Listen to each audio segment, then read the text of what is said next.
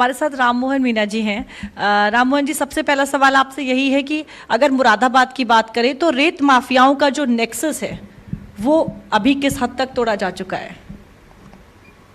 देखिए, जब मैंने पिछले 2024 में सितंबर में ज्वाइन किया था, उस समय से लेकर के अभी तक 2026 तक मैं आपको एक डेटा बताता हूँ। उस समय हमारा जो रेवेन्यू था इस माइनिंग से वो 2000 लाख था। आज जो पिछला ईयर गया था उसमें हमने 5600 लाख रेवेन्यू अचीव किया था और इस ईयर में हमने 6500 लाख रेवेन्यू अचीव किया है।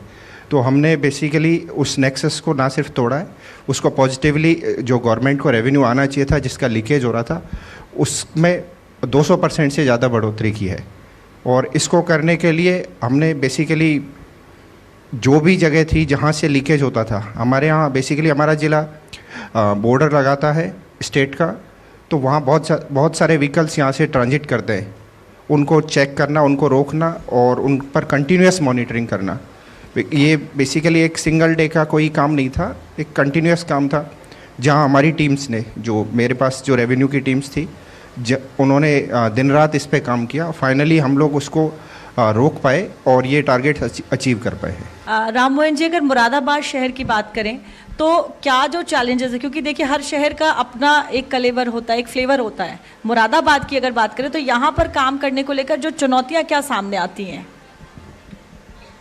देखिए, मुरादाबाद में अभी मेरा जो कार्यकाल है वो पूरा हो गया है और अभी मेरा प्रतापगढ़ ट्रांसफ़र हो गया है। 2 साल का जो मेरा अनुभव है मुरादाबाद में काम करने का, कि मुरादाबाद एक बहुत ही अच्छी जगह है काम करने के लिए। यहाँ की जनता रिस्पॉन्सिव है और बहुत सारे फ्रंट्स पे यहाँ काम हो रहा है। हम लोगों ने जो रेवेन्यू की साइड से मेजर चैलेंजेस थे, बेसिकली हम डिज़ास्टर मैनेजमेंट पे बहुत फोकस किया है। आज भी सुबह हमारी एक मीटिंग थी कि हमारे यहाँ पर 25 गांव ऐसे हैं जो पिछले 2 साल से फ्लड में अफेक्टेड हो रहे हैं, तो कैसे हम उनको प्रिवेंटिव स्ट्रेटेजी से बचा सके।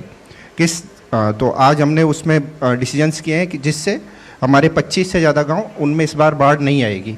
तो इस तरह के चैलेंजेस यहाँ पे हैं, क्योंकि जो भी बाढ़ प्रभावित इलाका है, अभी हीट स्ट्रोक का भी टाइम चल रहा है और बहुत ज़्यादा गर्मी है, तो उससे प्रिवेंशन के लिए भी हम लोगों ने स्टेप्स लिए थे। तो जो सीजनल जो सभी जगह हैं वो यहाँ चुनौतियाँ यहाँ हैं, बट चूँकि ये जनपद की सीमाएँ स्टेट बॉर्डर्स हैं, तो अलग तरह की यहाँ वो समस्याएं भी हैं और चैलेंजेस भी हैं। बेसिकली माइनिंग भी है उनमें से एक। दूसरा ये है कि लोग बहुत सारे, अभी हम लोगों ने पिछले साल SIR कराया, बहुत सारे लोग दूसरे स्टेट के बॉर्डर में रहते हैं, उनकी ज़मीनें यहाँ पर हैं, उनकी खेतियाँ यहाँ पर हैं, उनका रिलेशनशिप यहाँ पर है, तो उनको जो सुविधाएँ हैं हमें वो प्रोवाइड करने में बहुत सी दिक्कतें आती हैं।